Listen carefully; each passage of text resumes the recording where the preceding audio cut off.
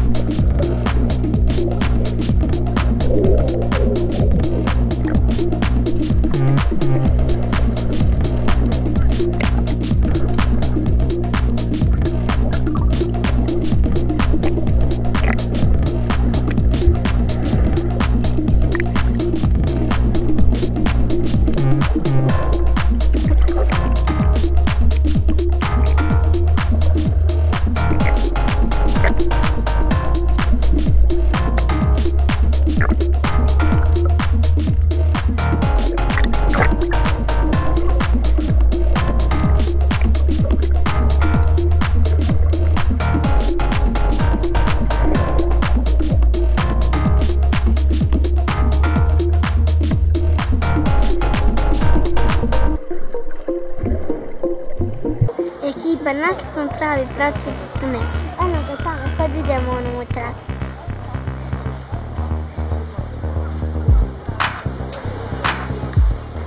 Drugari, ovo je pravi pravcati tunel. Ovo je kao neka pećina. Idemo sad preko ovog mostića, vidimo šta se tamo nalazi.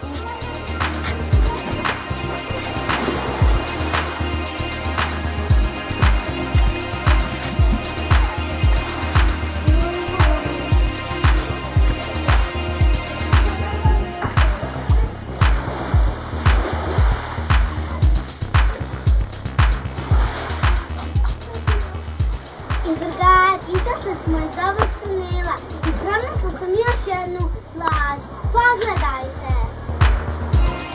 Prelijepa je!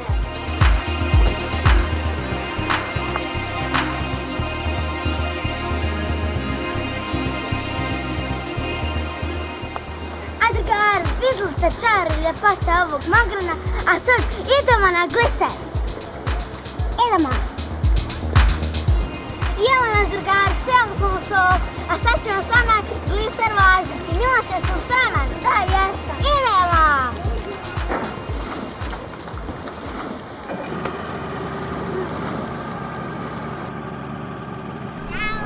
Miloše.